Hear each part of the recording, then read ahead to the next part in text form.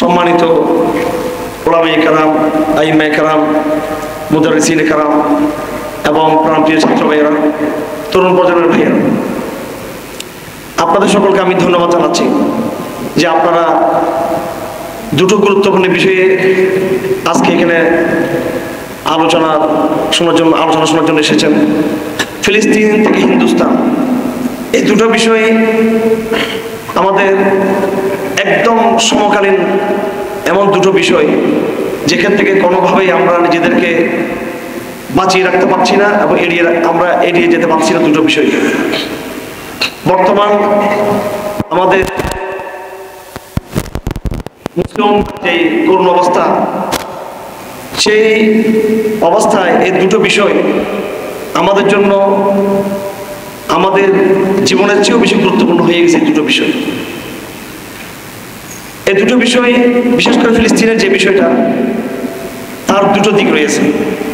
একটা হলো তার আদর্শিক দিক, আকীদার দিক। ফিলিস্তিন এটা আমাদের আকীদার অংশ।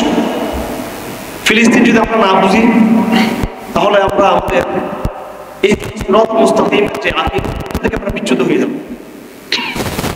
আমরা ফিলিস্তিন যদি না বুঝি তাহলে কোরআন কেন তাওরাত থেকে শ্রেষ্ঠ, ইনজিল থেকে শ্রেষ্ঠ এবং খতম নবুয়তের যে বৈশিষ্ট্য, আখির নবীর যে মিশন, ইসলামের যে বাণী এবং তার যে খুসুসিয়ত, তার যে আসল বৈশিষ্ট্য, এটা আমাদের বুঝে আসবে না।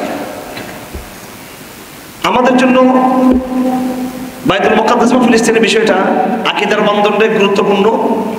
শুধু তাওহীদ এবং রিসালাত, ইহদিনাস সিরাতাল মুস্তাকিম, শুধু এই মানদণ্ডে শুধু না, আকীদার একটা বড় অংশ আছে কিতাবুল ফিতান, অর্থাৎ আগামী দিনে দুনিয়াতে কি কি ঘটনা ঘটবে এগুলো বিশ্বাস করা, এটাও কিন্তু আকীদার একটা অংশ। আশরাতুস সাআহ, কিয়ামতের আলামত সমূহ, কিয়ামতের আলামতগুলোর মধ্যে কিছু আলামত রয়েছে যেগুলো বড় আলামত এবং আর কিছু আছে কিয়ামতের ছোট আলামত। কিয়ামতের যেগুলো বড় আলামত এগুলো খবর মুতাওয়াতির দ্বারা প্রমাণিত। খবর মুতাওয়াতির হলো এমন সমস্ত হাদিস যেগুলো অসংখ্য ধারাবাহিক বর্ণনায় বর্ণিত এবং যেগুলোকে বলা হয় কতঈ, যেগুলো জন্নি নয়, খবর ওয়াহিদের মতো।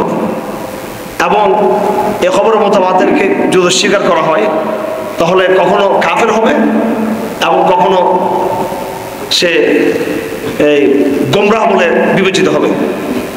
সুতরাং বিষয়টা অত্যন্ত গুরুত্বপূর্ণ, অনেক সেন্সিটিভ। এই সম্পর্কে আমাদের জ্ঞান থাকা, আমাদের জানাশোনা থাকা, এটা আমাদের আকীদার অংশ।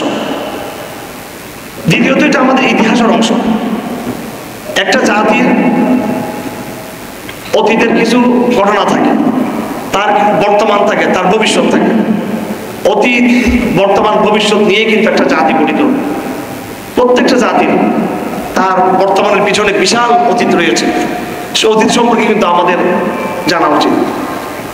অতীত এত গুরুত্বপূর্ণ বিষয় যে আল্লাহ পাক সুবহানাহু ওয়া তাআলা কোরআন কারীমে নবীজিকে বলেছেন, আউযু বিল্লাহি মিনাশ শাইতানির রাজীম, বিসমিল্লাহির রহমানির রহিম, ওয়া কুল্লান নাকুসসু আলাইকা মিন আনবাইর রুসুল মা নুসাব্বিতু বিহি ফুআদাক ওয়া জাআকা ফি হাদিল হক ওয়া মাউইযাহ ওয়া যিকরা ওয়া জাআকা ফি হাদিল হক ওয়া মাউইযাহ ওয়া যিকরা লিল মুমিনিন।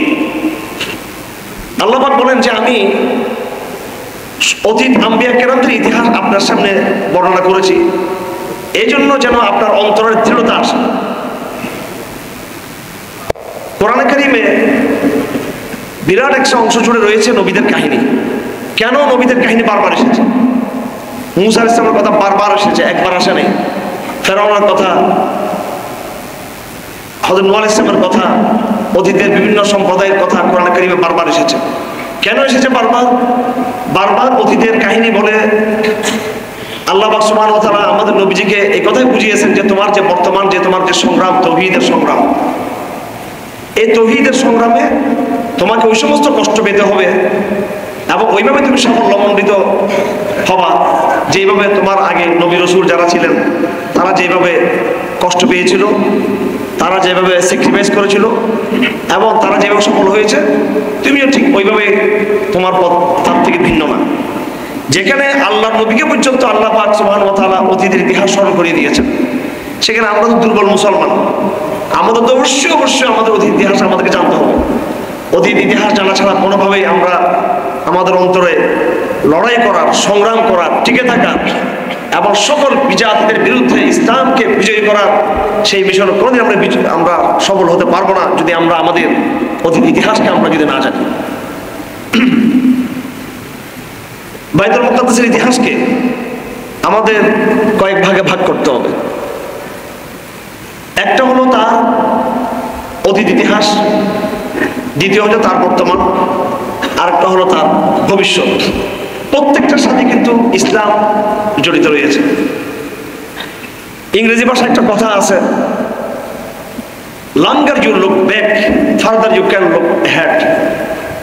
তুমি যত বেশি পিছনে দেখবা, longer if you look back, যত বেশি তোমার লুক ব্যাক করবা, পিছন দিকে যত বেশি তুমি তাকাবা, যত বেশি পিছন দিকে তাকাবা, তোমার বাপ দাদার ইতিহাস, অতীতের ইতিহাস, অতীতের সংস্কৃতি, অতীতের ঐতিহ্য, অতীতের কাহিনী, অতীতের সংঘাত, অতীতের হানাহানি মারামারি, অতীতের সাফল্য, অতীতের ব্যর্থতা, অতীতের পরাজয়, অতীতের বিজয়, বিজয়ী হলে কেন বিজয়ী হলাম, পরাজিত হলে কেন পরাজিত হলাম, কোথায় কোথায় সমস্যা, কোথায় কোথায় সফলতা, যত বেশি অতীত নিয়ে পড়বেন further you can look ahead, সেই পরিমাণ তুমি তোমার সামনে তুমি দেখতে পাবো। আফসোসের বিষয় হলো আমাদের বিদ্যমান সিলেবাসে কওমি মাদ্রাসায় যে পরিমাণ ইতিহাসের চর্চা হওয়া দরকার, একদম কোরআনিক ইতিহাস, ধরুন সিরতের এরকম চর্চা কিন্তু আমাদের সিলেবাসের মধ্যেই নেই। সাহাবাদের জীবনী আমরা এইভাবে আমরা পড়ি না, কিন্তু এইভাবে ইসলামের ১৫০০ বছরের মৌলিক যে ঘটনাগুলো কোনো মাদ্রাসার ছাত্রদেরকে, এমনকি কোনো শিক্ষককে জিজ্ঞেস করা হলে ওনারা ১৫০০ বছরের সামারি কিন্তু পেশ করতে পারবেন না। এটা দুঃখজনক। আর স্কুল কলেজ বিশ্ববিদ্যালয়ের অবস্থা কি? সেখানে প্রচুর পরিমাণে ইতিহাস পড়ানো হয়, আমাদের কওমি অঙ্গনের ইতিহাস কম পড়ানো হয়, আর আধুনিক শিক্ষা অঙ্গনে প্রচুর পরিমাণে ইতিহাস পড়ানো হয়, কিন্তু ভুল, মিথ্যা, বানোয়াট ইতিহাস, উল্টাটা। ওই ইতিহাস পড়ে জাতি হিসেবে আমরা মুসলমানরা বিজয়ী হওয়া দূরের কথা, এই ঢাকা বিশ্ববিদ্যালয়, চট্টগ্রাম বিশ্ববিদ্যালয়, জাহাঙ্গীরনগর, শাহজালাল, তারপর রাজশাহী বিশ্ববিদ্যালয়, ইউনিভার্সিটি, বিভিন্ন কলেজ বিশ্ববিদ্যালয় ইতিহাস পড়ে আপনি বিজয়ী হওয়া দূরের কথা, আপনি সারা জীবন গোলামি থাকতে বাধ্যতা হবেন আপনি, একদম অ্যাবসলিউটলি কোনো সন্দেহ নেই। কেন আমি শিক্ষিত লোকদের সামনে সবসময় চ্যালেঞ্জ করে কথা বলি, আমার কাজ হলো এদেরকে চ্যালেঞ্জ করা। যারা বিদেশিদের দাসত্ব করে, যারা নিজেকে শিক্ষিত মনে করে, ওরা কিসে শিক্ষিত? যারা ইউরোপ থেকে ধার করে ইতিহাস পড়ে, আর কোনো শিক্ষিত, যারা বিদেশের সংস্কৃতিকে লালন করে, বিদেশের ডেমোক্রেসি গণতন্ত্রকে যারা নিজেদের আদর্শ মনে করে, বিদেশি জাতীয়তাবাদকে যারা নিজেদের জাতীয়বাদের পরিচয় যারা মনে করে, যাদের দর্শন, যাদের বিজ্ঞান, যাদের সংস্কৃতি, কালচার, ইতিহাস সবকিছু যাদের নেগেটিভ পাশ্চাত্য থেকে আমদানি করা, ওদেরকে কখনো আমরা শিক্ষিত রূপ মনে করি নিজেদেরকে। আমরা এই শিক্ষিত গোষ্ঠী আমাদেরকে গোলাম বানিয়ে রাখছে। হাসিনার আমলে আমরা দিল্লির গোলাম ছিলাম, হাসিনা চলে যাওয়ার পরে এখন নতুন কিছু এলিট শ্রেণী তারা ক্ষমতায় আসছে, তারা আমাদেরকে এখন ওয়াশিংটনের এখন গোলাম বানাতে চায়। তারা আমাদেরকে কোনো গোলামি আমরা বরদাস্ত করবো না। এখন আমরা আবার ক্ষমতায় এখন এই মুহূর্তে যাচ্ছি না, আমরা ক্ষমতায় যাচ্ছি না, কিন্তু আমরা এমনভাবে আপনাদেরকে নিয়ে ক্ষেত্র প্রস্তুত করতেছি দাওয়াতের, যেন আগামী দিনে আমরা যদি ইসলামকে বিজয়ী করতে পারি, একবারেই বিজয়ী করবো ইসলামকে। ইসলাম একবারে ক্ষমতা আসবে, কেমন পর্যন্ত সে ক্ষমতা বাংলাদেশে, হিন্দুস্তানে, সারা বিশ্বে চিরস্থায়ী হবে ইনশাআল্লাহ। এটা আমি আপনাদেরকে জেনে শুনে কথাটা বলতেছি। ইসলাম একটু দেরিতে আসুক, আমাদের অনেক ভাইয়েরা, অনেক ইসলামী দল, এটা আপনাদেরও শুনতে খারাপ লাগবে যারা এখন ক্ষমতার স্বপ্ন দেখতেছেন। এটা অস্থায়ী একটা বিষয়। গণতন্ত্রের পথে আপনি ক্ষমতায় একবার যাবেন, আবার সেই পথে কিন্তু আপনি আরেকবার পরাজিত হবেন। কিন্তু 4 দলে আমরা তো ক্ষমতায় ছিলাম, আমার বাবা মুফতি আজহার সাহেব অনেক দাপটে ছিলেন 4 দলীয় ক্ষমতা, কিন্তু পরিণতিটা কি হলো আমাদের? আমরা কতটা পিছিয়ে গেছি। আমার ভাইয়েরা, কথা স্পষ্ট, আপনাদের ভালো লাগুক না লাগুক, এই শুধু বাংলাদেশকে নিয়ে চিন্তা করবেন না, কেউ পুরো হিন্দুস্তানকে নিয়ে চিন্তা করবেন সবাই। এই বাংলাদেশ, এটা হিন্দুস্তানের পুরো অঞ্চলের একটা কিন্তু অংশ ছিল। এবং এই হিন্দুস্তান কখনো কখনো হিন্দু ধর্মের ভিত্তিতে ঐক্যবদ্ধ ছিল না। এই পুরো হিন্দুস্তানকে ঐক্যবদ্ধ রেখেছিল একমাত্র ইসলাম। ইসলামের আমল ছাড়া মৌর্যদের আমল ছিল, গুপ্তদের আমল ছিল, সেনদের আমল ছিল, হাজার হাজার পাল বৌদ্ধদের আমল ছিল এবং আর্যদের আমল ছিল। হিন্দুস্তান খণ্ড বিখণ্ডিত ছিল। হিন্দুস্তানকে পুরো ঐক্যবদ্ধ রেখেছিল একমাত্র ইসলাম। এবং মোগলদের আমলে সেই চট্টগ্রাম থেকে শুরু করে আফগানিস্তানের গজনি পর্যন্ত হিন্দুস্তানের সীমানা এটা বিস্তৃত ছিল। বাদশাহ আওরঙ্গজেব আলমগীর আপনাদের মতো একজন আলেম ছিলেন, আপনাদের মতো একজন হাফেজ ছিলেন, আপনাদের মতো একজন মাদ্রাসার শিক্ষক ছিলেন, মুফতি ছিলেন, মুহাদ্দিস ছিলেন। এই ভারতবর্ষকে তিনি 50 বছর তিনি শাসন করেছেন এবং তার গভর্নর ছিল এই সুবেদার ছিলেন বাংলার শায়েস্তা খান। একমাত্র ইসলামের বিশুদ্ধতম আমলে ইতিহাস স্বীকার করে যে বাংলাদেশ এবং পুরো হিন্দুস্তান ইনসাফের স্বর্গরাজ্য ছিল।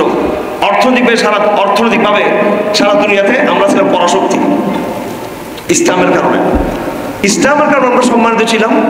সেই ইসলামকে ছেড়ে দিয়ে আমরা এখন অসম্মানিত হয়েছি, লাঞ্ছিত হয়েছি। সুতরাং আমাদেরকে অবশ্যই ইসলামের দিকে ফিরে যেতে হবে। আমার ভাইয়েরা, এখানে সাবজেক্ট বিষয় দুটা। একটা হলো বাইতুল মুকাদ্দাস, আর একটা হলো হিন্দুস্তান। এই দুটো বিষয় কিন্তু একীভূত বিষয়, একসাথে আমাদেরকে বুঝতে হবে। হযরত শাহ ওলি রহমাতুল্লাহ আলাইহি উনি একটা চিঠিতে লিখেছেন যে শেষ জমানায় ইসলামের সংকটের, মুসলমানদের সংকটের দুইটা প্লেট, একটা হিন্দুস্তান, একটা ফিলিস্তিন। এই দুটো সংকট কিন্তু একসাথে চলতে থাকবে। এটা শাহ ওলির ভবিষ্যৎবাণী, শাহ ওলির। এবং তিনি লিখেছেন, যখন তোমরা দেখবা ভারতবর্ষে ব্যাপকভাবে মুসলমান নির্যাতিত হচ্ছে, তখন তোমরা ধরে নাও যে ইসলামের বিজয় ভারতবর্ষের সন্নিকট ইনশাআল্লাহ। তেমনি ভাবে যখন আমরা দেখতে পাচ্ছি ফিলিস্তিনের রক্তের বন্যা বয়ে যাচ্ছে, আউযু বিল্লাহি মিনাশ শাইতানির রাজীম, কুতিবা আলাইকুমুল কিতাবু কুরহুল লাকুম ওয়া আসা আন তাকরাহু শাইআন ওয়া হুয়া খায়রুল লাকুম ওয়া আসা আন তুহিব্বু শাইআন ওয়া হুয়া শাররুল লাকুম ওয়াল্লাহু ইয়ালামু মা আনতুম লা তা'লামুন। অনেক বিষয় আমরা অপছন্দ করি। আসা আন তাকরাহু শাইআন ওয়া খায়রুল লাকুম আমরা অপছন্দ করি, কিন্তু সেখানে কিন্তু মঙ্গল নিহিত রয়েছে। ফিলিস্তিনের বর্তমানে যে মেসাকার, যে ড্যামেজ, যে ধ্বংসস্তূপ, যে ত্যাগ এবং কোরবানি, যেটা থেকে আমরা অনেকে মনে করতেছি হামাসের জিহাদ বলে সিদ্ধান্ত ছিল। আমি আপনাদেরকে সংবাদ দিচ্ছি যে গাজা ধ্বংস হয়েছে, জনগণ, অবকাঠামো, অর্থনীতি, জিহাদ ধ্বংস হয় না, জিহাদ শক্তিশালী হয়েছে গাজায়। আপনারা যে দৃশ্য দেখতে পাচ্ছেন এখন ফিলিস্তিনে, সেটা হচ্ছে মাটির উপরের দৃশ্য, মাটির উপর ধ্বংসস্তূপ, আর মাটির নিচে আমাদের মুজাহিদ ভাইয়েরা টানেলে গজওয়াইল খন্দকের মতো খন্দকের নিচে তারা অবস্থান করতেছে। এখন ইসরায়েল কিন্তু সেখানে পরিপূর্ণ ঢুকতে পারে না। সেখানে আমাদের মুজাহিদ ভাইয়েরা অধীর আগ্রহ অপেক্ষা করতেছে ইসরায়েল সর্বাত্মক কখন গাজা অঞ্চলে পরিপূর্ণভাবে তারা স্থল অভিযান তারা পরিচালনা করবে, তখন সুন্দরবনে ঢুকলে যে অবস্থা হবে আর কি। রয়্যাল বেঙ্গল টাইগাররা সবগুলো মাটির তল অবস্থান আছে, এরা খাবার জন্য শিকার করে এইভাবে পথ পেতে বসে আছে আমাদের মুজাহিদ ভাইয়েরা। আমার দুঃখ লাগে, মার্চ ফর গাজা হয়, মার্চ ফর গাজা, কিন্তু জিহাদের কথা বলা যাবে না। হ্যাঁ, ফ্রি ফিলিস্তাইন। কিসের ফ্রি ফিলিস্তাইন? আল জিহাদ সাবিলুনা, এটা হচ্ছে আমাদের স্লোগান। এটা ফ্রি ফিলিস্তাইন, এটা বহুত আগে ছিল। ফ্রি ফিলিস্তাইন এটা খ্রিস্টানরা বলে, ফ্রি ফিলিস্তাইন এটা সেকুলাররা বলে। ফ্রি ফিলিস্তাইন এটা হচ্ছে একটা জাতীয়তাবাদী স্লোগান, একমাত্র জিহাদি সলিউশন। এই কথা বিশ্বাস যে করবে না সে মুনাফিক। সে সুতরাং ফিলিস্তিন মানে হচ্ছে জিহাদ, ফিলিস্তিন মানে হচ্ছে শেখ আহমদ ইয়াসিন, ফিলিস্তিন মানে হচ্ছে আব্দুল ইজ্জাত আনতিসি, ফিলিস্তিন মানে হচ্ছে হামাস, ফিলিস্তিন মানে সংগ্রাম, ফিলিস্তিন মানে হচ্ছে কাতার। আল্লাহ রাসূল বলেছেন, আজকে যারা ফিলিস্তিনের পতাকা হাতে নিয়ে শুধু জাতীয়তার স্লোগান দিয়ে জিহাদের কথা বলতে যারা ভয় পায়, কালেমার পতাকা যারা নামিয়ে ফেলতে বলে, তাদেরকে বলে দেন রাসূল কি বলেছেন ফিলিস্তিন সম্পর্কে। আন সাওবান قال رسول الله صلى الله عليه وسلم لا تزال طائفة من أمتي منصورين الحق। কিয়ামত পর্যন্ত একটা দল থেকে যাবে আমার উম্মতের একটা অংশ, একটা দল, যারা হকের উপরে সাহায্য প্রাপ্ত হবেন। আল্লাহ নবী বলেন তারা তাদের শত্রুদেরকে বারবার তারা পরাজিত করবে। লা ইয়াদুরুহুম মান খাযালাহুম, যদি তাদেরকে কেউ সাহায্য না করে, খাজাল বলা হয় আরবিতে, খুজলান বলা হয় সাহায্য না করা, যদি কেউ তাদেরকে সাহায্য না করে তাহলে লা ইয়াদুরুহুম, তাদের কোনো ক্ষতি হবে না। আজকে আপনি দেখুন একদম হাদিস অক্ষর অক্ষরে মিলে যাচ্ছে কিনা। আল্লাহ রাসূল বলেছেন একটা দল হকের উপরে বিজয়ী হবে, শত্রুদেরকে বারবার পরাজিত করবে এবং মুসলমানরা তাদেরকে সাহায্য করবে না, তারপরও তারা বিজয়ী হবে। ফিলিস্তিনে দেখুন মিশর তাদের সাহায্য করতেছে না, জর্দান, লেবানন, সৌদি আরব, Syria, Pakistan, Indonesia, Malaysia, Bangladesh, এরা কিন্তু ফিলিস্তিনকে সরকারিভাবে কোনো সাহায্য করতেছে না। আল্লাহ রাসূল বলেছেন এই সাহায্য না করাটা তাদের কোনো ক্ষতি হবে না। এরা কারা? সাহাবায়ে জিজ্ঞেস করুন, ইয়া রাসূলুল্লাহ এটা কোন জায়গায়, এই ঘটনা কোথায় ঘটবে? এমন একটা দল যারা বিজয়ী থাকবে, হকের উপরে যারা বিজয়ী হবে, কাহিরিল আদুবিহিম, 2 নম্বরে যারা শত্রুদেরকে পরাজিত করবে এবং তাদেরকে মুসলমানরা কাঙ্ক্ষিত সাহায্য তাদেরকে করবে না, তবুও তারা বিজয়ী হবে। সাহাবায়ে কেরাম জিজ্ঞেস করলেন ওরা কারা? আইনা হুম ইয়া রাসূলুল্লাহ, ওরা কারা? আল্লাহ নবী বলেন বিবাইতুল মাকদাস আও বিআকনাফি বাইতুল মাকদাস, তারা বাইতুল মুকাদ্দাস, বাইতুল মুকাদ্দাস আশেপাশে এরিয়াতে তারা থাকবে। গাজা অঞ্চল হাদিস শরীফে পাবেন, হাদিসে গাজা শব্দ উল্লেখ নেই, আসকলান শব্দ উল্লেখ আছে। এই আসকলান হচ্ছে এটা গাজা অঞ্চলকে আসকলান বলা হয়। যেমন আফগানিস্তান এই শব্দটা কিন্তু হাদিসে উল্লেখ নেই, কিন্তু খোরাসান কিন্তু উল্লেখ আছে। আল্লাহ নবী সব কিছু বলে গেছে। আখিরি জামানে ইসলাম কোথায় কোথায় বিজয়ী হবে। আমার সাথে একবার আনজার শাহ কাশ্মীরি রহমতুল্লাহ আলাইহি, নাম শুনেছেন আপনারা, উনি কে? আনজার শাহ কাশ্মীরি সাহেবজাদা। উনি আমাদের বাসায় কয়েকবার, চট্টগ্রামে কয়েকবার এসেছিলেন, আসলে আমাদের বাসায় থাকতেন। আমি অনেক ইস্তেফাদা করেছি ওনার কাছ থেকে, অনেক ইস্তেফাদা করেছি হযরতের কাছে রাহিমাহুল্লাহ তাআলা। উনি খুবই বাচ্চা সুলভ মিশুক ছিলেন, আহমদ শফি রাহমাতুল্লাহ, খুব সহজ সরল টাইপের লোক ছিলেন। কিন্তু যারা যত বড় আলেম, যারা যত বড় ব্যক্তি, মৌলানা তৌফিক উসমানী সাহেব, আমি দেখছি যারা যত বড় মানুষ ওরা তত বিনয়ী, আর যারা যত নিচে তাদের আমাদের মতো তাদের সেলিব্রিটি যারা, তাদের অহংকারও বেশি, ওনাদের লোক দেখানো বা তারপর প্রদর্শনী এটা বেশি। আমি বড়দেরকে পেয়েছি অনেক বিনয়ী। আনজার শাহ কাশ্মীরি রহমতুল্লাহ একদম খুব বিনয়ী একজন ব্যক্তি ছিলেন, বাবার যে আলম তিনি সেটা পেয়েছিলেন। আমি ওনাকে মনে করছিলাম উনি শুধু হাদিস পড়াতে পারেন, শুধু হাদিসের আলেম, সেজন্য আমি কখনো জেহাদের বিষয়ে আসছে আমি হিন্দুস্তান থেকে, হিন্দুস্তান তো মায়ের খাওয়ার জায়গা, তো ওনার সাথে কি জেহাদের আলেম করবো। উনি হঠাৎ দেখে আমাকে জিজ্ঞেস করতেছেন যে তুমি তো পাকিস্তানে পড়ালেখা করেছো, আফগানিস্তানকে কি হাল, ওখানে কি অবস্থা, কি এটা আবার কি? পরে নিজ থেকে বলতে লাগলেন যে মেরা আব্বু নে ফরমায়া, আমার আব্বা বলেছেন যে কাসিম নানভী রহমতুল্লাহ ने फरमाया कि যে রাসূলুল্লাহ সাল্লাল্লাহু আলাইহি সাল্লামকে কলব মুনওয়ার, রাসূলুল্লাহ সাল্লাল্লাহু আলাইহি ওয়াসাল্লাম অন্তর আফগানিস্তান থেকে সব সময় তাওয়াজ্জু করিয়া আছে। সেখানে কারা বিজয়ী হয়ে গেছে? ওই মাদ্রাসার ছাত্ররা। একদম আমরা হলাম হাফ মডারেট কওমি, বাঙালিরা, বাঙালি কোদিয়াবন্দীরা সবটুকু মিলে, ওরা হলো একেবারে অরিজিনাল কওমি। আর একদম ফার্সি, উর্দু, আরবি সিলেবাস ছাড়া এখন আর কিছু নেই এখানে, একদম পরিষ্কার একবার অরিজিনাল কওমি। আল্লাহ আমাদেরকে মনে করো কওমিদেরকে এরা একটু ব্যাকডেটেড, এরা অপরিপক্ক, আনস্মার্ট। আর স্মার্ট হচ্ছে জামাত ইসলামী, স্মার্ট হচ্ছে সালাফি, স্মার্ট হচ্ছে একটু মডারেট হইতে হবে। তো এদেরকে সবাই খ্যাত মনে করতো। আল্লাহ সুবহানাহু ওয়া তাআলা এই আনস্মার্ট ব্যক্তিদের হাতে পৃথিবীর সবচেয়ে স্মার্ট শক্তিকে ধ্বংস করে দিয়েছে।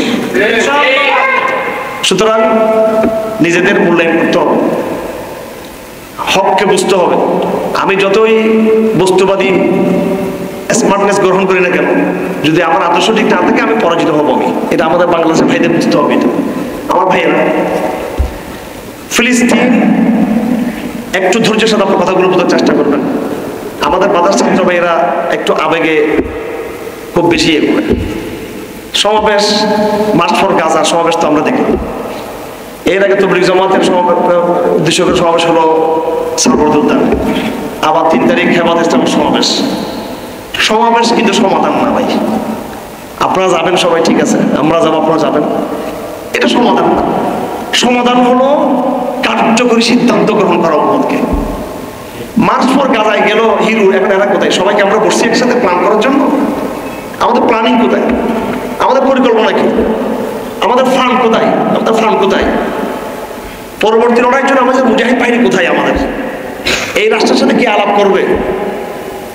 বহু জটিলতা, এগুলোর ধারে কাছেও আমরা নাই।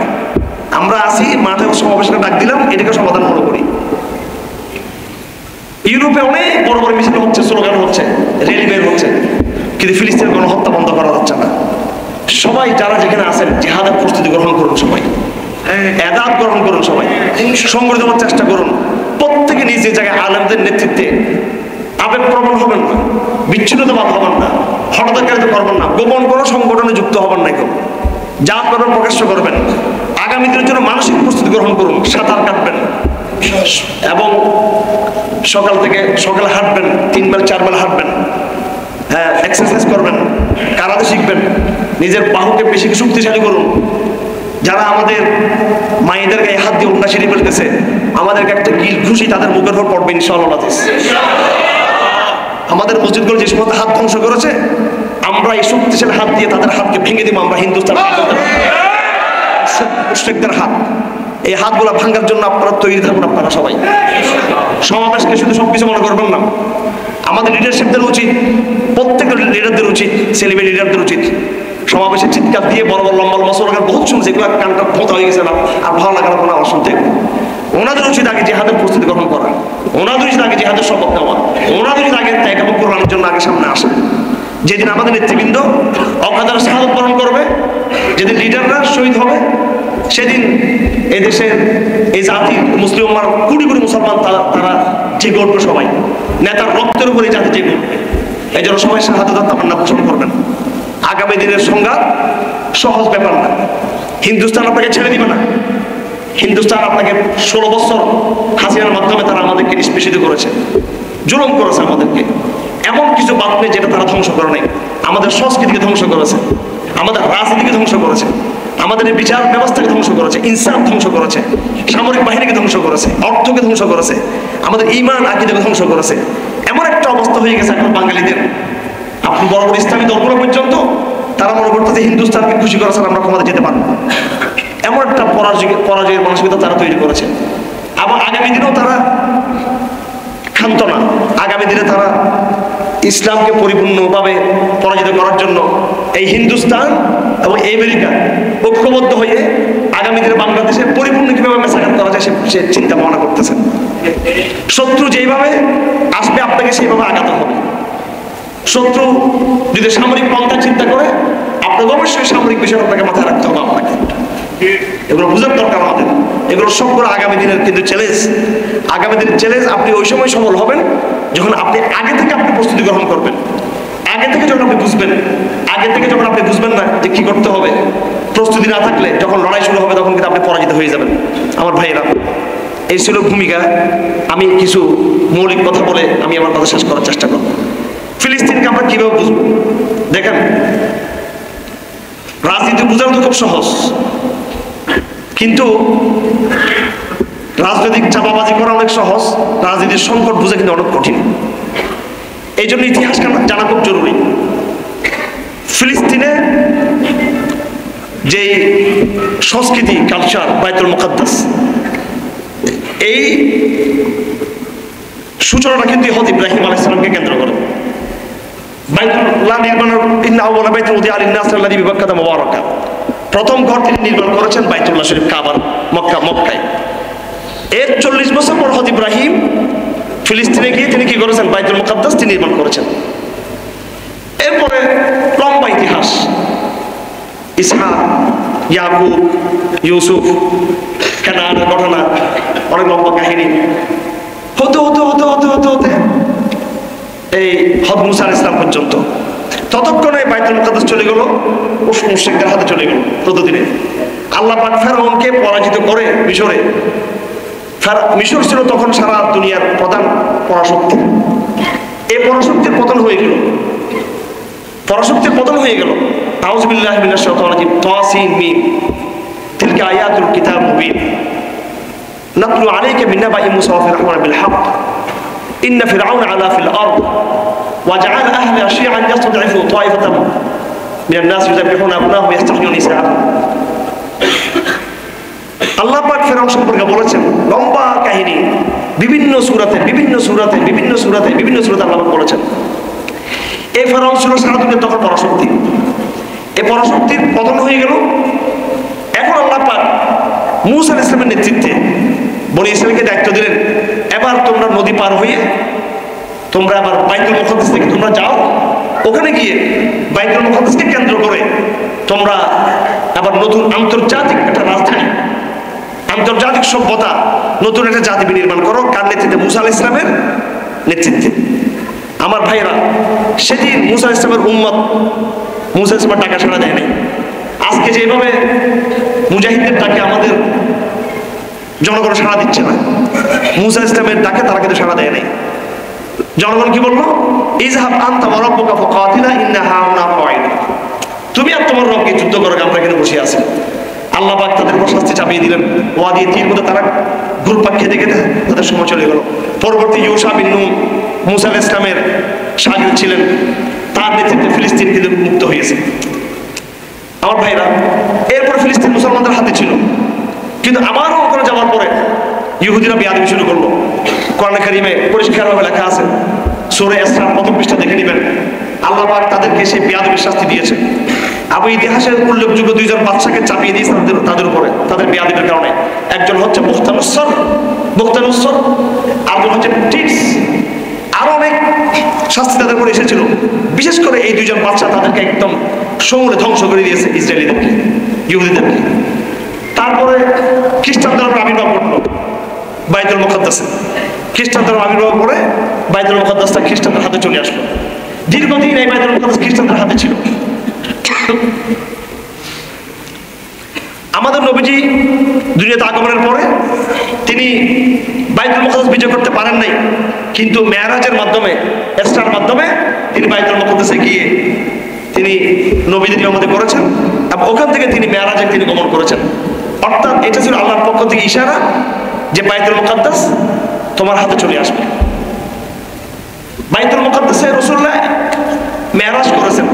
রাসূলুল্লাহ তো ডাইরেক্ট মক্কা থেকে সুরা চলে যেতে পারতেন, এয়ারপোর্ট থেকে আপনি বিদেশে উঠবেন। ঠিক তদ্রুপ বাইতুল মুকাদ্দাস হচ্ছে মানব জাতির এয়ারপোর্ট। উর্দু আকাশে যাওয়ার জন্য এটা হচ্ছে এয়ারপোর্ট। আর দ্বিতীয় বিষয় হলো, কেন এটা এয়ারপোর্ট? এটা হচ্ছে সমস্ত নবীদের মিলন মেলা। আল্লাহ নবীকে আল্লাহ পাক বাইতুল মুকাদ্দাসে পাঠিয়েছেন, ইসরার মাধ্যমে, মেরাজের মাধ্যমে পাঠিয়েছেন। তার মানে হলো যে আল্লাহ নবীর সমস্ত নবীদের সর্দার, এবং পৃথিবীতে একদিন সমস্ত নবীদের উপরে, সমস্ত এই ধর্মের উপরে ইসলামের কর্তৃত্ব প্রতিষ্ঠা হবে। এটা হচ্ছে ইঙ্গিত। যেহেতু বাইতুল মুকাদ্দাস, এটার সাথে মুসা ইসলামের ইতিহাস জড়িত, ইব্রাহিমের ইতিহাস জড়িত, ইয়াহিয়া আলাইহিস সালামের ইতিহাস জড়িত, হযরত জাকারিয়ার ইতিহাস জড়িত, হাজার হাজার নবীদের ইতিহাস জড়িত, তাওরাত, জবুর, ইনজিল সবকিছু ওখানে কেন্দ্র করে, বাইতুল মুকাদ্দাসকে কেন্দ্র করে। সুতরাং আল্লাহ নবী যখন সেখানে গেলেন, এটার মাধ্যমে ইশারা হলো যে কিয়ামত পর্যন্ত ইসলাম সমস্ত ধর্মের উপর তার কর্তৃত্বকে তার প্রতিষ্ঠা করবে। আমার ভাইরা, এইভাবে ইসলাম ঘটনা ঘটে গেল। আল্লাহ নবী দুনিয়া থেকে চলে গেলেন। হযরত ওমরের জমানায় আবু উবাইদা জাররাহ তার নেতৃত্বে সিরিয়াতে অভিযান হলো। সিরিয়া বিজয় হলো, বাইতুল মুকাদ্দাস বিজয় হলো। খ্রিস্টানদের রাজা বলল যে না, আমরা বাইতুল মুকাদ্দাসের চাবি আমরা দিব না তোমাদেরকে। ওমর ইবনে খাত্তাব আমিরুল মুমিনিন নিজে এসে আমাদের কাছ থেকে চাবিটা গ্রহণ করতে হবে। হযরত ওমর ওনার গোলামকে নিয়ে, খাদেমকে নিয়ে, সেই ছিন্ন ছিন্ন কাপড় নিয়ে তিনি ফিলিস্তিনের উদ্দেশ্যে রওনা হলেন এবং তিনি বাইতুল মুকাদ্দাসের চাবি তিনি গ্রহণ করলেন। এই বাইতুল মুকাদ্দাসের প্রথম বিজয়ী হলেন ইসলামের ইতিহাসের সর্বশ্রেষ্ঠ বিজয়ী সৈনিক এবং সম্রাট, সর্বশ্রেষ্ঠ সম্রাট হযরত আমিরুল মুমিনিন ওমর খাত্তাব রাদিয়াল্লাহু তাআলা আনহু। আরবিতে একটা কবিতা আছে, আয়া উমার ফারুক হাল্লাকা আউদাতুন ফাইন্না জুয়ুশার রুমি তানহা ওয়া তামুরু রিফাকুকা ফিল আকওয়ারি শাদ্দু সুরুজাহুম ওয়া জাইশুকা ফি হাত্তিন সাল্লু ওয়া কাব্বারু। হযরত ওমর খাত্তাব বাইতুল মুকাদ্দাস বিজয় করলেন। বাইতুল মুকাদ্দাস মুসলমানদের হাতে থাকলো। হতে হতে হতে হতে প্রায় শত শত বছর চলে গেল। কিছুদিন পরে, কয়েকশো বছর পরে, এটা 1000 খ্রিস্টাব্দ, 1000 খ্রিস্টাব্দ থেকে শুরু করে 1200 খ্রিস্টাব্দ পর্যন্ত প্রায় 200 বৎসর খ্রিস্টানরা দফায় দফায় দফায় দফায় বাইতুল মুকাদ্দাস আক্রমণ করতে চাইল। এবং একটা সময় খ্রিস্টানরা আবার বাইতুল মুকাদ্দাসকে তারা কি করলো, তারা নিয়ে ফেললো। 200 বছর ক্রুসেড যুদ্ধ হয়েছে মুসলমানদের সাথে। ইসলামের ইতিহাসে দুটো লড়াই আপনাদের মনে রাখতে হবে, একটা হলো ক্রুসেডের লড়াই, আর একটা হলো তাতারিদের লড়াই। গুরুত্বপূর্ণ দুইটা ইতিহাস। সর্বশেষ আল্লাহ সুবহানাহু ওয়া তাআলা সালাহউদ্দিন আইয়ুবীর মাধ্যমে বাইতুল মুকাদ্দাসকে মুক্ত করে দিলেন এবং বাইতুল মুকাদ্দাস মুসলমানদের হাতে চলে আসলো। এটা 1200 খ্রিস্টাব্দ থেকে শুরু করে একেবারে এই পর্যন্ত বাইতুল মুকাদ্দাসের যে ইতিহাস, এখানে ঘটনা কোথায় পেশ খেয়ে গেল, কিভাবে বাইতুল মুকাদ্দাস আমাদের হাতছাড়া হয়ে গেল। আব্বাসীদের আমল ছিল, আব্বাসীদের আমল বিভিন্ন সমস্যা ছিল, সংকট ছিল। আব্বাসী খেলাফতের পতনের পরে তার কি খেলাফত কায়েম হলো, উসমানী সাম্রাজ্য আসলো। এই উসমানী খেলাফত আপনি মক্কা শরীফে গেলে দেখবেন, হারম শরীফে একটা যে হারমের যে বাউন্ডারি বর্তমান সৌদি সরকারের বিশাল, একদম খুব অত্যাধুনিক, তার সামনে কিন্তু খয়েরি রঙের এরকম কিছু পিলার আছে। এগুলো হচ্ছে তুর্কি খেলাফতের চিহ্ন। তুর্কিরা বলে দিয়েছে যে আমাদের এই চিহ্ন হারম থেকে মুছা যাবে না। এই জন্য মদিনা ঢোকার গেটের মধ্যে তুর্কিদের চিহ্ন আছে, এখনো তুর্কিদের চিহ্নগুলো রয়েছে। তুর্কিরা ছিল মুসলমানদের অভিভাবক এবং পৃথিবীতে মুসলমানদের সবচেয়ে পরাশক্তি ছিল, ইতিহাসে সবচেয়ে শক্তিশালী সরকার ছিল তুর্কিদের সরকার। আস্তে আস্তে আপনার বিগত শতাব্দীতে, এটা 21 শতাব্দী, 20 শতাব্দীতে এসে 19 শতকের পরে গিয়ে 20 শতাব্দীর শুরুতে ইউরোপের যে উত্থান ঘটল, খুব ঠান্ডা মাথায় ইতিহাসগুলো জানতে হবে। ইউরোপের উত্থান ঘটল। ইউরোপ আগে ছিল রোমান অফ এম্পায়ার, তারা এক সাম্রাজ্য ছিল। পরে এদের মধ্যে বিভিন্ন বিভেদ দেখা দেয়। এখন যেমন দেখতেছেন রাশিয়া একটা পরাশক্তি, চীন একটা পরাশক্তি, আমেরিকা একটা পরাশক্তি। তখন ছিল স্পেন একটা শক্তি, ইটালি একটা শক্তি, তারপরে পরে গিয়ে জার্মানি একটা পরাশক্তি, ব্রিটেন একটা পরাশক্তি। ইউরোপের মধ্যে পরস্পর তারা লাগলেন, তারা যুদ্ধ লাগলো। খুব ঠান্ডা মাথায় খেয়াল করবেন। এখন হচ্ছে মূল ইতিহাস আমি বলতেছি। বাইতুল মুকাদ্দাস মুসলমানদের হাতে, লড়াই চলতেছে। বাইতুল মুকাদ্দাস নিয়ে কারো মাথা ব্যথা নেই, খ্রিস্টানদের কারো মাথা ব্যথা নেই, এবং মুসলমানরা খুব স্বাচ্ছন্দ্যে আরামে আছে, এটা নিয়ে কোনো টেনশন নেই। বাইতুল মুকাদ্দাস আমাদের হাতে আছে। ইহুদিরা বহুত পেতে আছে। ইহুদিরা দেখলো এই বাইতুল মুকাদ্দাস একসময় খ্রিস্টানদের হাতে ছিল, এখন এটা মুসলমানদের হাতে, কিন্তু এটা আমাদের হাতে নিতে হবে। এবং ইহুদিরা কি করলো, ইহুদিরা গভীর একটা চাল চাললো। তারা ইহুদিরা একটা হচ্ছে লং টাইম, দীর্ঘমেয়াদী একটা ষড়যন্ত্র। তারা চিন্তা করলো বাইতুল মুকাদ্দাস একদিকে দাবিদার হচ্ছে মুসলমানরা, আরেকদিকে দাবিদার হচ্ছে খ্রিস্টানরা। কথা বুঝে আসছে আপনাদের? বাইতুল মুকাদ্দাসের দাবিদার কিন্তু তিনটা গ্রুপ। মুসলমানরা বলে এটা আমাদের, খ্রিস্টানরা বলে এটা আমাদের, আর ইহুদিরা বলে কি এটা আমাদের। ইহুদিরা দেখলো পৃথিবীতে সবচেয়ে আমরা দুর্বল জাতি, সংখ্যা আমরা কম, এটা কখনো মুসলমানদের হাতে কখনো খ্রিস্টানদের হাতে, দুইটা শক্তির সাথে আমরা পেরে উঠবো না। এখন খ্রিস্টানরা কি করলো, ইহুদিরা কি করলো, তারা চিন্তা করলো যে মুসলমানদেরকে বোঝানো সম্ভব না, এগুলো হচ্ছে খুব শিক্ষিত জাতি, খুবই এরা ইমানদার জাতি, তারা জিন্দেগিতে নিজের ইমান ছাড়বে না। খ্রিস্টানরা হচ্ছে মুশরিক টাইপের, ইসলামকে খোদা মানে, এমনি তাদেরকে আমরা আগে নষ্ট করছি। মুসলমানদের কোরআন শরীফ বিকৃত হয় নাই, কিন্তু খ্রিস্টানদের তাওরাত বিকৃত হয়ে, ইনজিল বিকৃত হয়ে গেছে, এদেরকে নষ্ট করা সহজ। ইউরোপের যে আন্দোলন বর্তমান, যে আপনারা যে গণতন্ত্র, জাতীয়তাবাদ, সেকুলারিজম, সমাজতন্ত্র, বহুত্ববাদ, এগুলোর বিবর্তনবাদ তো শুনছেন আপনারা, ডারউইনি বিবর্তনবাদ, এই সবগুলো খ্রিস্টানদের মাথায় ঢুকাইলো কারা? ইহুদিরা। এবার খ্রিস্টানরা আর খ্রিস্টান নাই, খ্রিস্টানরা আর ঈসা ইসলামের মাযহাবে নাই, খ্রিস্টানরা আর ইনজিলের মধ্যে নাই। খ্রিস্টানদের মাথায় আবার বহুত্ববাদ, ধর্মনিরপেক্ষবাদ, জাতীয়তাবাদ, গণতন্ত্র, সেকুলারিজম, বস্তুবাদ সব মাথায় ঢুকে পুরো খ্রিস্টানরা একটা মোরতাদ জাতি পরিণত হয়ে গেল। খ্রিস্টানরা নিজের ধর্ম বলে গেল। কথা বুঝে আসছে আপনাদের? এবার খ্রিস্টানদের মধ্যে আগে যেটা জজবা ছিল লড়াই করে বাইতুল মুকাদ্দাসকে আমার, সে আধ্যাত্মিকতা তাদের মধ্যে এখন কি নাই। কারণ বাইতুল মুকাদ্দাসের দাবি করার জন্য তাকে ধর্মীয় কি থাকতে হবে, চেতনা থাকতে হবে। খ্রিস্টানদের মধ্যে সেই ধর্মীয় চেতনা খর্ব হয়ে গেল, খ্রিস্টানরা পুরো একটা সেকুলার হয়ে গেল। তারা আজকে বাংলাদেশের শিক্ষা ব্যবস্থাটা কাদের? ওই ইউরোপ সেকুলারদের। ওরা কিন্তু বাংলাদেশে কোনো খ্রিস্টান শিক্ষা ব্যবস্থা দিয়ে যায় নাই। নিজেরা যেমন সেকুলার, নিজেরা যেমন নাকি মোরতাদ, তারা আমাদেরকে মোরতাদ সিলেবাস, মোরতাদ রাষ্ট্র ব্যবস্থা তারা আমাদেরকে দিয়ে গেল। এটার দ্বারা ইহুদিদের লাভ কি? ইহুদিদের লাভ হলো যে ধর্মীয় যে দাবি খ্রিস্টানদের মধ্যে আগে ছিল, ধর্মের যে মহব্বত, ইঞ্জিলের মহব্বত, ইঞ্জিলের রাষ্ট্র কায়েম করবে, ক্রুসেডের যে মহব্বত, এটাকে তাদের মধ্যে নেই। এখন তারা দাবি থেকে চলে গেল। এই সুযোগে তারা যখন নাকি এই সুযোগটা ইহুদিরা কাজে লাগাইলো কিভাবে? যখন এরা যখন লাগলো, যুদ্ধ লাগলো, প্রথম বিশ্বযুদ্ধের পরে জার্মানি খুব মার দিল, এদেরকে মারলো, এরা ব্রিটিশ পরাজিত হয়ে গেল। এই ইহুদিরা কল্লা বাইর করছে না, আগে তো এদেরকে আমরা নষ্ট করছে আদর্শিকভাবে। বলতেছে তোমরা তো মার খেয়েছো, তোমাদেরকে আমরা কিন্তু বিজয়ী করে দিব। একটা দাবি আমাদের আছে, এই যুদ্ধে আমরা তোমাদেরকে বিজয়ী করবো। আমাদের একটা দাবি আছে, সেটা হলো বাইতুল মুকাদ্দাস আমাদেরকে লিখে দিতে হবে, ঘোষণা দিতে হবে। তখন ব্রিটিশরা বলল ঠিক আছে, তোমরা চলো আমাদেরকে সাহায্য করো, আমাদেরকে দিয়ে ফেলতে হবে। আমার ভাইয়ের আপনারা জানেন 48 সালে ইহুদি রাষ্ট্রের আনুষ্ঠানিক যাত্রা শুরু হয়। এই যুদ্ধ ছিল 1939 সাল থেকে প্রায় 43-42 সাল পর্যন্ত এই লড়াই চলছে, প্রায় 5-7 বছর লড়াই চলছে। এই লড়াই ইহুদির অনেক ক্ষতি হয়েছে। ওই ইহুদিদের সাথে যে চুক্তি হয়েছিল, ইহুদিরা বলছে তোমরা যদি বাইতুল মুকাদ্দাস হাতে দাও, তোমাদেরকে এই যুদ্ধে আমরা সাহায্য করবো। প্রথম বিশ্বযুদ্ধে খ্রিস্টানদেরকে ইহুদিরা সাহায্য করবো বাইতুল মুকাদ্দাস দেওয়ার শর্তে। দ্বিতীয় বিশ্বযুদ্ধের মধ্যে আবার তারা শর্ত দিল যে আনুষ্ঠানিকভাবে কাগজে কলমে শুধু না, বরং বাস্তবে এটা আমাদেরকে দিয়ে ফেলতে হবে। তখন ব্রিটিশ এই এলাকাগুলো দখল করলো, বাংলাদেশ দখল করেছে ব্রিটিশ তো আরো আগে, মুর্শিদাবাদ, তারপরে হিন্দুস্তান, পাকিস্তান, মিশর, এগুলো সব দখল করছে ব্রিটিশ। তো ফিলিস্তিনও তুর্কিদের কাছ থেকে নিয়ে নিল। নেওয়ার পরে আনুষ্ঠানিকভাবে এই অঞ্চলটা এই ব্রিটিশরা কাকে দিয়ে দিল? 1948 সালে ইহুদিদেরকে দিয়ে দিল। আমার ভাইয়েরা, এই ঘটনা থেকে আমরা কি বুঝলাম?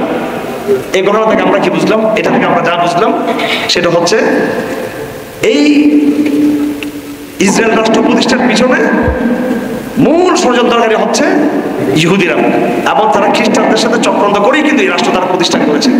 এখন দেখেন আপনি আশ্চর্য, আমেরিকা একটা খ্রিস্টান রাষ্ট্র, ব্রিটেন খ্রিস্টান রাষ্ট্র, Germany, France, Italy, Holland, New Zealand খ্রিস্টান রাষ্ট্র, তারা কেউ বলতেছে না যে আমরা একটা খ্রিস্টান রাষ্ট্র চাই। এরা সবাই ওই ইহুদি রাষ্ট্রের পক্ষে, কারণ ইহুদিরা তাদেরকে আগে থেকে সেকুলার বানিয়ে ফেলছে, তারা ধর্মীয় চেতনা তাদের মধ্যে নেই। এ হচ্ছে মোটামুটি ইতিহাস। এবার আমাদের ঘটনা কি? আমাদের ঘটনা হচ্ছে হিন্দুস্তান। আল্লাহ রাসূল বলেছেন আখেরি জমানার দুটা উম্মতের জমাতকে আল্লাহ পাক মাফ করে দিবেন। সাহাবাতান মিন উম্মতি মাগফুর, সাহাবাতুন তাকুল হিন্দ ওয়া ইসাবাতুন তাকুল মা ঈসা ইবনে মারইয়াম। একদল যারা হিন্দুস্তানের গজওয়াতুল হিন্দ করবে, আরেক দল হলো যারা হযরত ঈসা আলাইহিস সালামের সাথে যারা বাইতুল মুকাদ্দাসের মুক্তির জন্য যারা লড়াই করবে। তবে শেষ জমানায় এই দুটো ঘটনা একসাথে ঘটবে। এখন ইহুদিরা দেখুন পুরো মধ্যপ্রাচ্য বাইতুল মুকাদ্দাসকে পাওয়ার জন্য খ্রিস্টানদেরকে তাদের গোলাম বানিয়ে ফেললো কারা? ইহুদিরা। আর ভারতবর্ষে ইহুদিরা কি করতেছে? এখনো মুসলমানদের সাথে তারা পারবে না, মুসলমানদের কি করে? তারা খ্রিস্টানদেরকে তাদের গোলাম বানিয়ে ফেললো। ইহুদিদের খেলা হচ্ছে দুটো, মধ্যপ্রাচ্যে তারা খ্রিস্টানদেরকে নিয়ে মুসলমানদেরকে মার দিচ্ছে, আর এই অঞ্চলে তারা হিন্দুদেরকে সাথে নিয়ে তারা কি করতেছে? আমাদেরকে মার দিচ্ছে আমাদেরকে। সুতরাং আমরা একটা ইতিহাসের বড় কঠিন জায়গায় আমরা চলে আসছি। আগামী দিনে আমি জানি না কি অবস্থা হবে, যারা এই বয়স্ক লড়াই, বিগ্রহ, যুদ্ধ, মেসাকার দেখবেন আপনারা সবাই সুযোগকে, সেই সময়ের জন্য আমি আপনাদেরকে বলে দিচ্ছি আপনারা ইস্তেকামত থাকার চেষ্টা করবেন। ইনশাআল্লাহ এই যুদ্ধে আমরা বিজয়ী হবো ইনশাআল্লাহ। তবে হক পথ থাকতে হবে, আমাদেরকে সঠিক পথের মধ্যে থাকতে হবে। দুঃখের সাথে আজকে বলতে হচ্ছে কেন আজকে আমরা পরাজিত, তার জন্য একটা বড় কারণ মুসলিম বিশ্বের সরকার। এরা দায়িত্বে আছে, এদের দরকার ছিল নিজেকে আত্মপরিচয়, নিজের জাতিসত্তার যে পরিচয়, এটাকে ধারণ করে জাতি হিসেবে ওই চেতনা তারা নিজেকে মেরুদণ্ডকে মজবুত করা, কিন্তু আজকে তারা সেখান থেকে বিচ্যুত হয়েছে। আমরা তাদের কাছে কিছু আশা করি না। মিশরের গভর্নমেন্ট থেকে কি আশা করব? সৌদি আরব সরকার থেকে কি আশা করব? পাকিস্তান গভর্নমেন্ট থেকে আশা করব? এখন দ্বিতীয় আশার জায়গা ছিল উলামায়ে কেরাম। কোরআনে কারীমে আছে ইয়া আইয়ুহাল্লাযীনা আমানু আতিউল্লাহ ওয়া আতিউর রাসূল ওয়া উলিল আমরি মিনকুম, তোমরা উলুল আমরকে মানো। ইমাম জাসসাস বলেন উলুল আমর কারা? এক নম্বর হচ্ছে সরকার, দুই নম্বর তারা যদি না থাকে উলামায়ে কেরাম। আফসোসের বিষয় হলো আপনার আজকে অনেকের খারাপ লাগতে পারে, এখন আমরা কি করতেছি, উম্মতের যে মূল মিশন, দাওয়াতের মিশন, আধুনিক সমাজকে দাওয়াত দেওয়া, উম্মতের মূল মিশন জিহাদের মিশন, ডাইরেক্ট সরাসরি নবুয়তি মিশন, এগুলো সরাসরি মানুষকে দাওয়াত দেওয়া, সরাসরি জিহাদের প্রস্তুতি নেওয়া, এগুলো থেকে আমরা সরে এসে প্রত্যেকে আমরা দল, প্রতিষ্ঠান, আনুষ্ঠানিকতা, এগুলি আমরা সবাই ব্যস্ত হয়ে পড়ছি। মুসলমানদের থাকবে এক জামাত থাকবে, আমাদের পরে কোনো জামাত নেই। আমি কারাগারে হেফাজত নেতাদেরকে বারবার বলেছি, পুরাতন ইয়ে দিয়ে আপনি যে লাভ করতে পারবেন না, আসুন আমরা সবাই আমির মুমিনের হাতে বায়াত গ্রহণ করি। এটাকে ট্রল করে অনেকে। আমি বলছিলাম মুহিবুল্লাহ সাহেবের হাতে বায়াত গ্রহণ করি সবাই আমরা। এখন 3 তারিখের সমাবেশ, আমার প্রস্তাব থাকবে পুরো জাতি যেন কি করে, আপনি একজন আমির হাতে যদি পুরো জাতি বায়াত দেয়, দেখবেন অটোমেটিক হিন্দুস্তান ভয় পেয়ে যাবে। এমনি বায়াত নাই, ইমারা নাই, জমাবদ্ধতা নাই, হিজরতের আলোচনা নাই, জিহাদের আলোচনা নাই, দাওয়াতের পরিষ্কার কথা নাই। আপনি মনে করছেন আপনার শত্রু, সুশিক্ষিত শত্রু, আমেরিকা ভারতের মধ্যে শত্রু, আপনার সর্বাধি উদ্যানের স্লোগান দিয়ে তারা ভয় পেয়ে যাবে, এটা মনে করছেন আপনি? তালেবানরা, হামাসরা, এবং খবর নিয়ে দেখুন এই যে সোমালিয়ার মুজাহিদ ভাইরা, এরা কোনো বড় বড় অনুষ্ঠান করে নাই, এরা কাফেলা তৈরি করছে, ইমাম তৈরি করছে, জবাববদ্ধ হয়েছে, সঠিক সিদ্ধান্ত নিয়েছে, ওরা কিন্তু বিজয়ী হয়েছে। একদম ক্লান্ত হয়ে যাচ্ছে। আমাদের নেতৃবৃন্দদেরকে আল্লাহ বোঝার তৌফিক দান করুন। ওনাদেরকে আগে সঠিক হতে হবে, সঠিক সিদ্ধান্ত নিতে হবে ওনাদেরকে, তারপর আমি বিজয়ী হতে পারবো।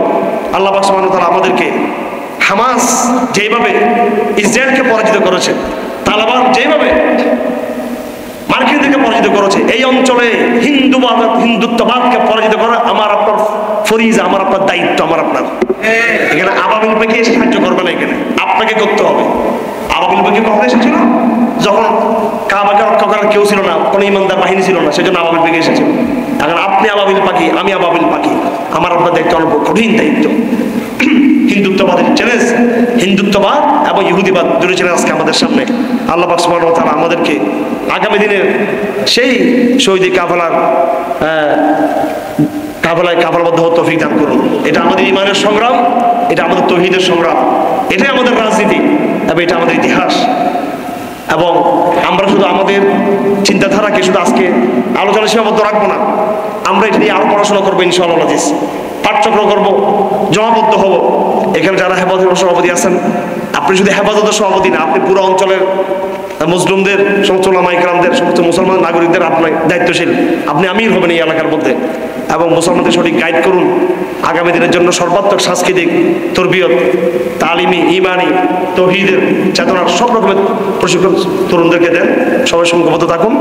আমাদের মাদ্রাসার ছাত্রদের মধ্যে খুবই সস্তা আবেগ, সাময়িক আবেগ, হুর আবেগ, ঠান্ডা মাথায় বোঝার দরকার। প্রচুর পড়াশোনা করতে হবে এবং মূল ক্রাইসিসকে চিহ্নিত করতে হবে, সংকটকে বুঝতে হবে, ঠান্ডা মাথায় কাজ করতে হবে, হিম্মত এবং সাহস নিয়ে, বুদ্ধি এবং আকল নিয়ে, ইলম এবং তাকওয়া নিয়ে আমাদের আপনাকে চলতে হবে ইনশাআল্লাহ আজিজ। আল্লাহ পাক আমাদের কবুল করুন। আমি আপনাদের সবাইকে বলছি, ইলহাক বিল কাফেলা, আপনারা আমাদের সাথে কাফেলাবদ্ধ হন।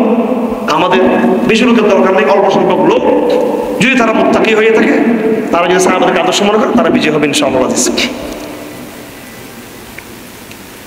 আচ্ছা, কয়েকটা প্রশ্ন আসছে এখানে। আমার বক্তব্য শেষ। ওয়াকুল দাওয়াত আলহামদুলিল্লাহি রাব্বিল আলামিন ওয়া মা আল-বালা। এখন আজানের সময় হয়ে যাবে। আচ্ছা, সম্প্রতি সময়ে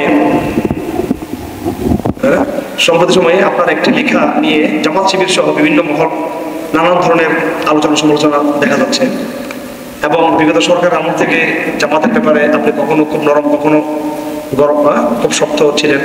আমরা মাঝে মধ্যে দ্বিধাদ্বন্দ্বে পড়ি। এই ব্যাপারে আপনার মতামত জানতে চাই। জামাত ইসলামের সাথে একটু আমার ইদানিং একটু কিছু তর্ক বিতর্ক বিষয় আপনাদের সামনে আসছে, আপনারা খেয়াল করছেন, এই জন্য এখানে এটা প্রশ্ন করেছেন। জামাত ইসলামী সম্পর্কে কয়েকটা কথা। একটা হলো যেটা অতীতের আকীদার যে প্রশ্নে সাহাবায়ে কেরামদের সত্যের মাপকাঠি, ইসলামের বিভিন্ন পরিবেশের ব্যাখ্যা, দ্বীন কায়েমের পথ পদ্ধতি সহ বিভিন্ন বিষয় নিয়ে ওলামায়ে কেরামদের সাথে যে মতবিরোধ রয়েছে, এই ক্ষেত্রে আমাদের নতুন কোনো বক্তব্য নাই। আমাদের আকাবারদের যে বক্তব্য সে বক্তব্য আমাদের কোনো নতুন অবস্থান নেই। আমাদের আকাবারদের যে অবস্থান সেটা আমাদের অবস্থান। আকাবারদের কি অবস্থান ছিল? মতবিরোধ ছিল, সেই জন্য তারা জামাত ইসলামের বিভিন্ন গুমরাহির কথা তারা বলেছেন। আবার সঙ্গে সঙ্গে তারা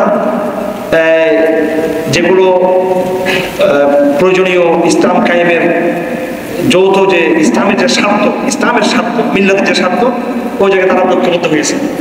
আমাদের আকাবারদের অ্যাপ্রোচ এটা ছিল। ওনারা যতটুকু বিরোধী করছেন আমরা ততটুকু বিরোধী করি, ওনারা যতটুকু সমন্বয় করছে ততটুকু সমন্বয় করি। এটা অতীতের আকাবারদের পদ্ধতিতে আমরা চলতেছি আকীদার প্রশ্নে, মসলা মাসালার প্রশ্নে। 2 নম্বর বিষয়টা হলো জামাতের গণতান্ত্রিক রাজনীতি। 2 নম্বর বিষয় গণতান্ত্রিক রাজনীতি জামাত ইসলামী ছাড়া আরো যদি ইসলামী দলগুলো করে থাকে, এক্ষেত্রে ব্যক্তিগতভাবে আমি আকাবারদের ওই অংশটুকুকে ফলো করি। যেমন মোশা কাশ্মীরি, মুফতি ফয়জুল রহমতুল্লাহ আলাইহি, মুফতি ফয়জুল স্পষ্ট বলেছেন ই সিয়াসাত ইস্তাদিনি আয়াখি ই ওয়াহাম বুনিয়াদি মাগরিবি। আমি মনে করি এটা এমনি একটা প্রশ্ন করেছেন, গণতান্ত্রিক রাজনীতি ইসলাম কায়েম হবে। তো এই বিষয়ে মুফতি ফয়জুল রহমতুল্লাহ আলাইহি আপনি নাম শুনেছেন, ভারতবর্ষের বাংলাদেশের মুফতি আজম হাটাজারি মুফতি আজম রহমতুল্লাহ আলাইহি, তিনি বলছেন, ফার্সি শেয়ার বলছি আপনাদের সামনে, এই পদ্ধতিতে ইসলাম কায়েম হবে না আমি যদি বলি তাহলে এটা তো অনেকে হয়তো নেবেন না, কিন্তু কায়েম হয়েছে কিনা আমি জিজ্ঞেস করতে চাই। এটা বিগত দিন এই এক্সপেরিমেন্ট, এই অভিজ্ঞতা এটা ব্যর্থ হয়েছে। সুতরাং আমাদেরকে বিশুদ্ধ নবুয়তি মানহাজের কথা আমাদের চিন্তা করতে হবে। হযরত মালিক বিন আনাস একটা কথা আছে, লা ইয়াসলাহু আখিরু হাদিল উম্মাহ ইল্লা বিয়াসলাহু বিহি আওয়ালুহা। তবে এটা নিয়ে বিতর্ক করা যাবে না, মারামারি করা যাবে না, কেউকে কাফের ফতোয়া দেওয়া যাবে না, এটা নিয়ে ফেসবুকে বেয়াদবি করা যাবে না পরস্পর। যেহেতু আমাদের আকাবারদের একটা বড় অংশ তারা কিন্তু রাজনীতি করেছিলেন, ওনাদের ইজতিহাদ যেহেতু ছিল, এই জন্য এটাকে নসিহার ভাষায়, ইজতিহাদের ভাষায়, ইলমি ভাষায় কথা বলতে হবে। এটা আমি গণতান্ত্রিক রাজনীতি ইসলাম কায়েম করতে চাচ্ছি, ইলমি ভাষায় আলাপ করতে হবে। এটা কিন্তু আপনি কুতর্কের ভাষায়, হিংসাত্মক ভাষা করলে এটা কিন্তু আপনার নিয়তের মধ্যে সমস্যা থাকবে। এই জন্য নসিহার ভাষা থাকতে হবে। 2 নম্বর বিষয়টা। 3 নম্বর জামাত ইসলামী সম্পর্কে যে সাম্প্রতিক যে বিষয়টা, এখানে আমি একটু খোলাসা করা দরকার। এটা নিয়ে বেশি আলাপ চালু হয়েছে। গত কয়েকদিন আগে, এই শেষ করে দিচ্ছি আমি অল্প সময়ের মধ্যে, কয়েকদিন আগে সন্তোষ শর্মার মতো একজন জঘন্য, বর্বর, দুষ্ট, নষ্ট এই সাংবাদিক হচ্ছে রয়্যাল এজেন্ট, সাংবাদিক রয়্যাল এজেন্ট, সে আমাকে চর্চা করেছিল আমার আলেমদেরকে, তাকে তার অতিথি বানাবো। তাহলে এই যার বিষয়ে আমার দেশে এসেছে, 21 টিভিতে এসেছে, অনেকগুলো মিডিয়াতে এসেছে, আমি নিজে বলেছি এটা ওনাদের ভুল হয়েছে। আমি আশা করবো ওনারা এটা নিয়ে অনুতপ্ত হবেন, এটা আমি আশা করবো। তো আশা করি অনুতপ্ত হয়তো হয়তো অনেকে হয়েছে, এই বিষয়টা ওনাদের ভুল ছিল, রং ছিল। আমি এটা নিয়ে একটা করা আমার প্রতিজ্ঞা জাহির করেছি।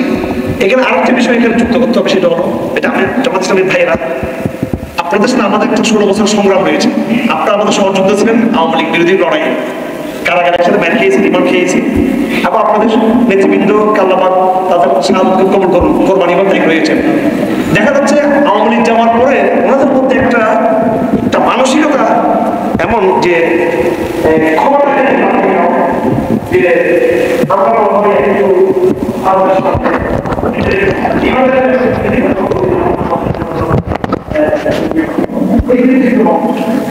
এই কারণে কিছু যারা আছে অনেক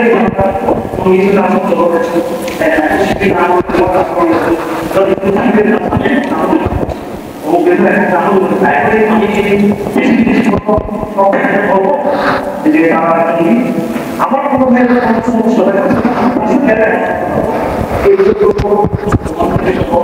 শিবির সহ ইসলামী দলগুলোকে সতর্ক হওয়া উচিত যে নিজেরা ছাড়াও যে আরো যে বাইরের যে কাফেলাগুলো আছে, দলগুলো আছে, ব্যক্তিরা আছে, তাদের ব্যাপারে তাদেরকে সাসপেক্ট না করা, এবং এমন তথ্যগুলো যে আসতেছে আমাদের কাছে যে ইনফরমেশন করে দেওয়া হচ্ছে, বিশেষ করে জঙ্গিবাদের বিষয়ে একটা সন্দেহ যে তৈরি করা হচ্ছে, এই বিষয়গুলোতে ওনাদেরকে আরো সত্য আমাদেরকে আরো পরিচ্ছন্ন অবস্থা গ্রহণ করতে হবে।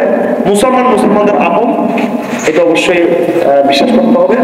এটা কোনোভাবে নিজেকে অতি লিবারেল জাহির করতে গিয়ে, নিজেকে বেশি মডার্ন জাহির করতে গিয়ে আল্লাহর দ্বীনের শত্রু যেন উপকৃত না হয়। আউযু বিল্লাহি মিনাশ শাইতানির রাজীম। বিসমিল্লাহির রহমানির রহিম।